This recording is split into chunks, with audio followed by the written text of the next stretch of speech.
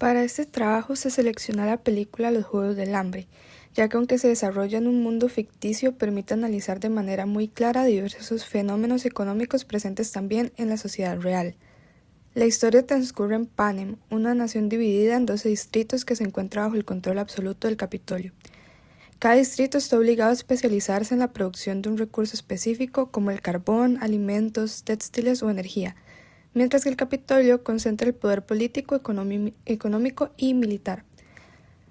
Cada año se celebran los Juegos del Hambre, un evento televisado en el que un hombre y una mujer de cada distrito son seleccionados para competir hasta que solo queda un sobreviviente.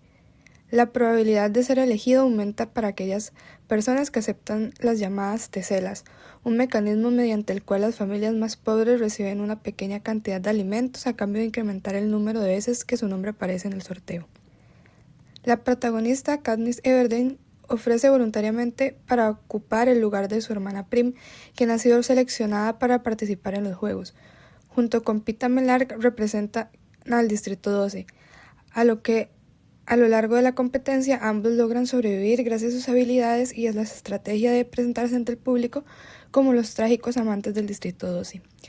Al finalizar, cuando el Capitolio pretende obligarlos a enfrentarse entre sí, ambos deciden desafiar las reglas, amenazando con suicidarse utilizando unas bayas venenosas. Ante la posibilidad de quedarse sin un ganador, el Capitolio se ve obligado a declarar vencedores a los dos tributos, convirtiendo a Katniss en un símbolo de resistencia que posteriormente inspira la rebelión de los distritos. La elección de esta obra se debe a que permite analizar distintos conceptos económicos vistos en el curso.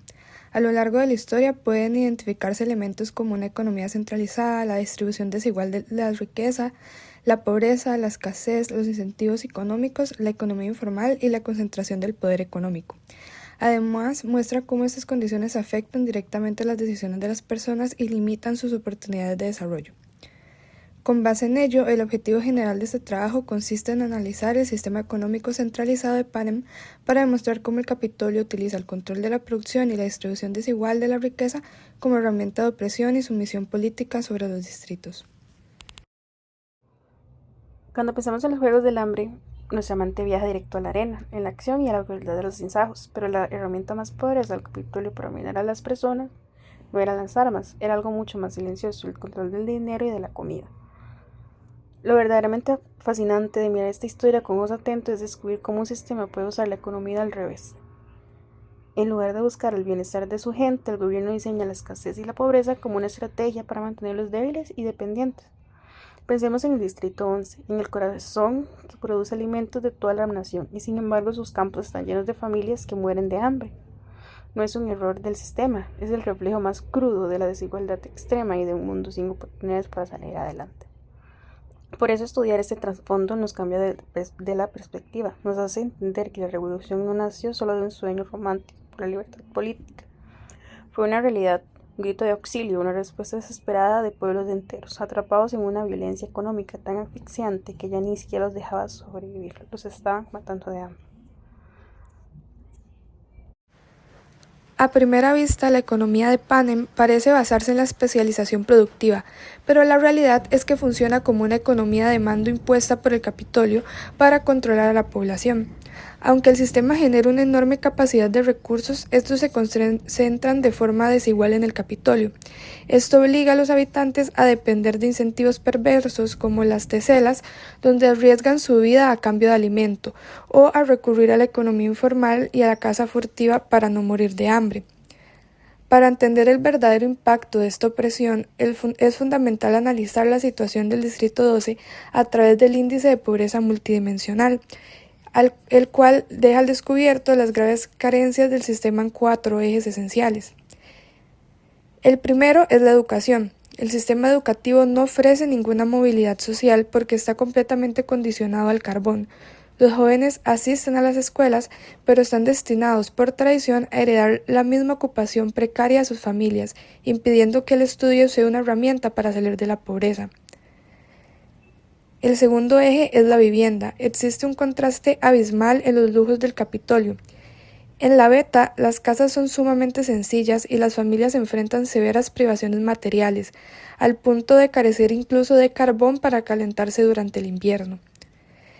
El tercero es la salud. Al no poder pagar un médico, la población depende por completo de boticarios y del conocimiento empírico de remedios tradicionales y plantas medicinales. Esto choca completamente con la realidad del Capitolio, que retiene para sí los laboratorios y la medicina de alta tecnología.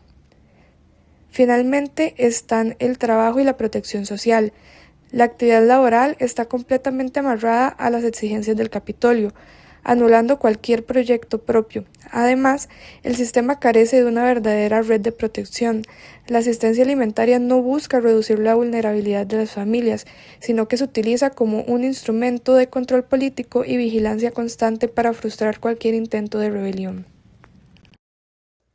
A partir del análisis realizado a la película Los Juegos del Hambre, se puede concluir que la economía del Panem funciona en su totalidad como una economía de mando centralizado, ya que el Capitolio concentra las decisiones más importantes de la producción, distribución de recursos y el control total sobre los distritos.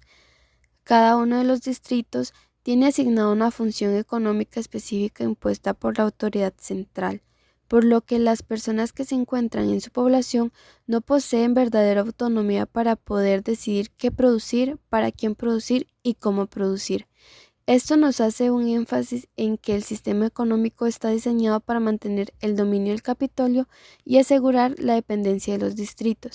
Además, la investigación pone en evidencia de cómo el Panem existe una gran desigualdad en la distribución de bienes y riquezas. Aunque los distritos son capaces de poder producir alimentos, carbón, energía y otros recursos esenciales, la mayor parte de los beneficios se los deja el Capitolio, mientras que gran parte de la población vive en condiciones de pobreza o pobreza extrema. Ejemplos como el Distrito 11, donde los habitantes no pueden consumir libremente los alimentos que cultivan, y el Distrito 12, donde muchas familias dependen de la caza para poder sobrevivir, reflejan cómo la escasez es una de las mayores consecuencias de la mala distribución e injusticia de los recursos más que de la falta de producción. Finalmente, esta película nos permite comprender y ejemplificar diversos conceptos económicos estudiados en clase, como lo son el monopolio, el costo de oportunidad, la desigualdad y los niveles de pobreza. A través de esto, Susan Collins muestra cómo las consecuencias sociales y económicas de concentrar el poder y la riqueza en una pequeña élite. Por esto, la película invita a reflexionar sobre la importancia de construir sociedades donde los recursos se distribuyan de una manera más equitativa y donde las personas tengan mayores oportunidades para mejorar sus condiciones de vida y ejercer su libertad económica y social.